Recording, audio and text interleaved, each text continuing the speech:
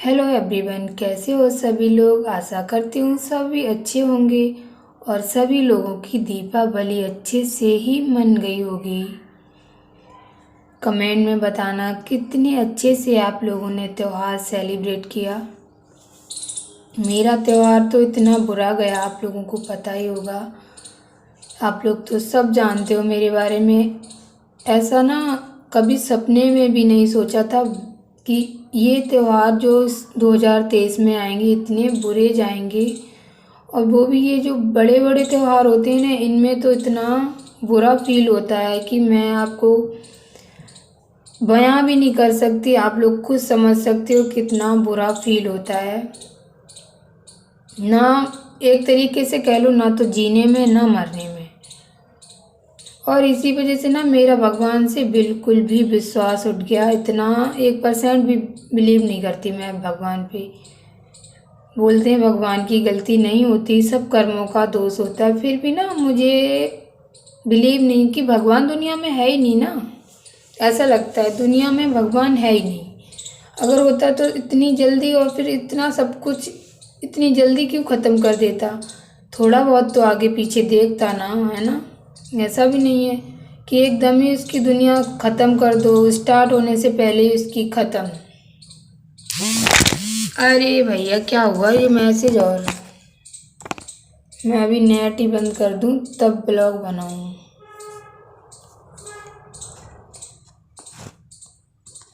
तो एक तरीके से कह लो मेरी दुनिया पूरी तरीके से उजड़ गई, पूरी तरीके से। आप लोग खुद समझ सकते हो, जिस पे इतना पहाड़ टूट जाए तो उसके ना कुछ तो आगे दिखता ना पीछे। मैंने ना इस बार वही पिछली साल की यादें हैं कि मैं इस टाइम पे ये करती रही, ये करती थी, इस टाइम पे मैं ये कर रही थी। ऑटोमेटिक ही वो यादें आती जाती और फिर अपने आप ही घबराहट, परेशानी, इतना मैं परेशान बता नहीं सकती ना। मैंने फिर कल ब्लॉग बनाया, मैं आज ही ब्लॉग बना रही हूँ।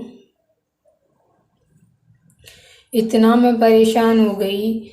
मैं बताओ इतनी जल्दी ये सब ख़त्म हो गया, सब कुछ ख़त्म हो गया। ये दुनिया कोई दुनिया है, ये जीने में कोई जीना तो बचा नहीं है ना। मैंने कोई भी पूजा नहीं की, कोई भी किसी भी तरीके से मैंने कुछ नहीं किया। मम्मी पापा सामान ले आए थे बाजार से पूजा का। तो प्रियम तो रोज मेरे ही पास रहती है, बस पढ़ने के लिए जाती है। तो बड़ी दीदी आ गई थी, उन्होंने पूजा कर दी, तैयारियां कर गई थी वो। और प्रियम ने दिए जला दिए जब जलने का टाइम हुआ। मैं ना ये देख देख के और मैं परेशान हो रही। मैंने कुछ देखा भी नहीं, यहाँ तक कि मैंने अपनी आंखों से पूजा की तरफ देखा तक नहीं। इतना वही कि इस टाइम पे मैं ना दीपावली को इतना 1 मिनट का टाइम नहीं मिलता था बैठने के लिए। इतनी मैं सजावट अच्छी तरीके से, आंगन में रंगोली, कहीं बाहर दरवाजे पे रंगोली। सबसे पहले तो मैं पूजा के घर में रंगोली बनाती थी। हर तरीके की रंगोली बनाती थी, अच्छे से भगवान को बुलाती थी। लेकिन भगवान ने तो अपनी पूजा मेरी स्वीकार ही नहीं की। मेरी पूजा उन्होंने बिल्कुल स्वीकार नहीं की। थोड़ी सी भी करते ना तो इतना गलत मेरे साथ नहीं करते थे। इतना गलत नहीं करते वो मेरे साथ ने। थोड़ी सी भी मेरी पूजा स्वीकार करते, इतना पहाड़ नहीं तोड़ते मेरे ऊपर। बस बच्चे की वजह से कुछ भी कह लो, चाहे हमें खुश कह लो, चाहे ये कह लो कि मैं बहुत खुश हूँ।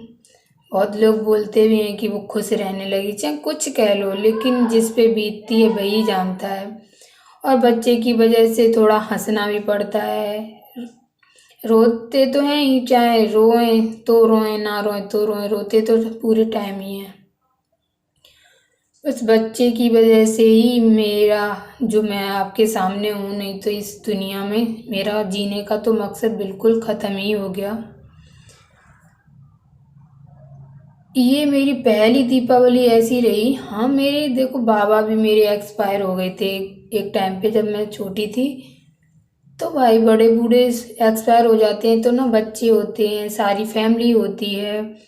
मम्मी पापा थे तब तो मेरी शादी नहीं हुई थी, तब पूरी फैमिली थी। तब अम्मा थी, मैं अपनी दादी को अम्मा ही बोलती हूँ। तो घर में ना दुख होता है तो थोड़े आगे चल के जैसे बड़े बूढ़े एक्सपायर हो जाए थोड़े थोड़े टाइम पे इतना नहीं लगता। जैसे मेरा घर ना बिल्कुल एक तरीके से शमशान की तरीके कह लो, बिल्कुल साफ हो गया।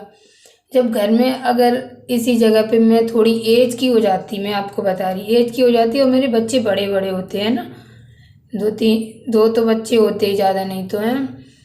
मेरे बच्चे बड़े बड़े हो जाते तो बच्चों को देखती, हाँ बच्चे अपनी खुशी में व्यस्त हैं, वो खुद ही व्यस्त होते तो मुझे भी खुश रखते हैं। मैं तो खुद ही मैं अपने बच्चे को खुश रखूं, मैं रोऊं तब भी उसे खुश रखूं। और कभी कभी सच बताऊं तो मैं इतनी परेशान हो जाती हूँ तो वो कुछ बोलता है ना, मैं चिड़चिड़ी आ जाती है एकदम से।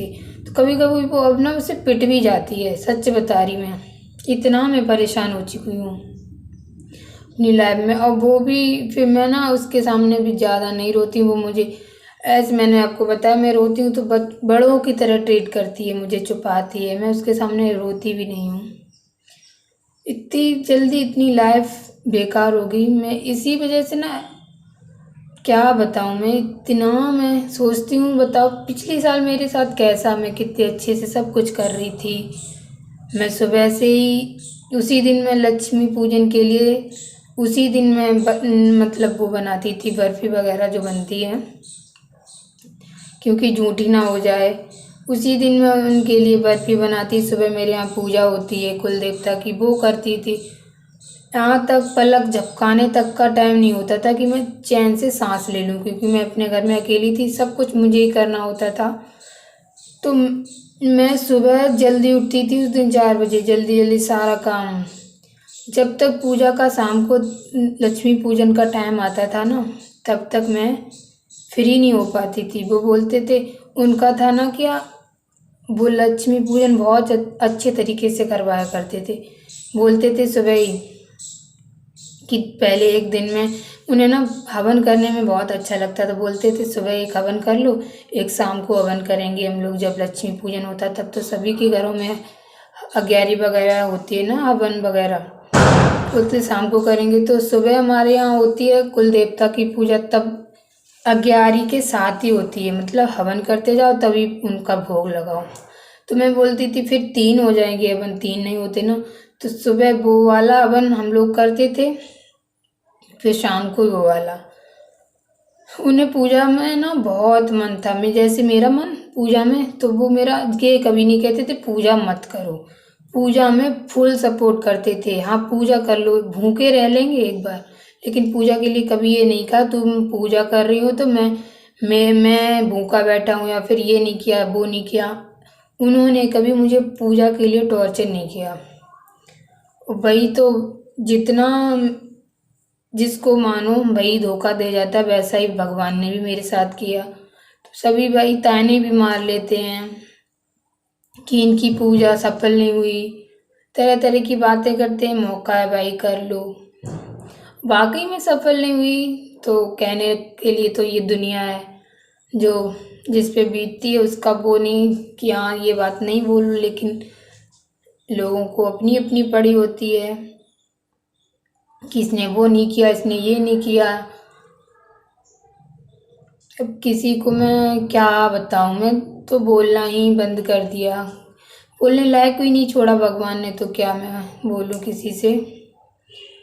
अब जो मेरे साथ हुआ, उस एक वो होता है ना कि उसकी कमी, उसका एहसास कोई पूरी नहीं कर सकता, चाहे मैं कितना भी कर लूँ अपने बच्चे के लिए, चाहे मुझे कितना भी कोई खुश रखने की कोशिश करे, वो आ जाएगा उसके सामने मैं खुश रहूँगी, उसके जाते ही अपने आप ही। जब अकेली होती हूँ, मैंने बहुत बार वीडियो में बताया, जब अकेली होती हूँ ना तो वही सब आंखों के सामने आता रहता है, ये हो रहा था इस टाइम, ये हो रहा था। तो इसी वजह से मैं बता रही, मैंने कोई पूजा नहीं की, यहाँ तक कि कल दिवाली थी, कल भी मैंने आपको बताया अभी आगे, मैंने पूजा की तरफ देखा तक नहीं, क्योंकि पिछले साल उन्होंने पता क्या किया। वैसे मैंने आपको बताया ही, काम ही इतना हो जाता था उस दिन, तो मैं रेडी नहीं हो पाती थी, मतलब साड़ी वगैरह जो पहने होती थी डेली यूज वाली वो ही पहने रहती थी। पिछली साल उन्होंने बोला कि अब की बार ना नई साड़ी पहनना। मैंने कहा ठीक है। फिर मैंने जल्दी जल्दी नई साड़ी पहनी। बोल रहे 16 श्रृंगार करना। ऐसा उन्होंने कभी नहीं बोला, बोला 16 श्रृंगार करना। फिर मैंने सब अच्छे तरीके से मैं तैयार भी हुई। मैंने आपको वीडियो दिखाई थी, मैं साइड से लगा दूंगी वीडियो। अच्छे से वीडियो बनाई मैंने, नई साड़ी भी पहनी। सब लोग कह रहे तुमने आज नई साड़ी क्यों पहनी? क्योंकि हमारे यहाँ कोई काम की वजह से ना फिर थक ही जाते हैं इतना, फिर रेडी नहीं हो पाता कोई। फिर यहाँ रेडी वगैरह होने की वो भी नहीं है, जैसे लोग होते हैं रेडी कई कई जगह पे। हमारे यहाँ रेडी होने की वो ही नहीं है कि दीपावली है तो रेडी हो जाओ। करवा चौथ पे होते हैं रेडी, दीपावली पे सिर्फ पूजा ही पूजा लगे रहो बस। हाँ, साफ सुथरे होने चाहिए, पवित्र होने चाहिए और मन से पूजा करो। रेडी होने की वो नहीं है।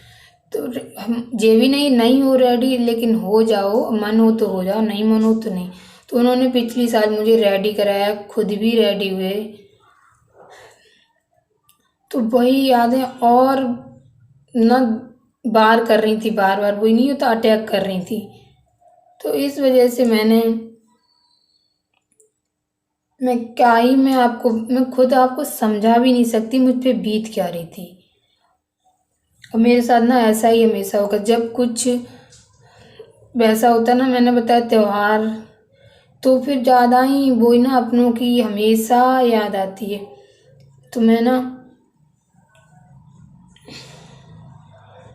कल की मैं आपको स्टोरी बता भी नहीं सकती कि मुझ पे बीत क्या रही थी।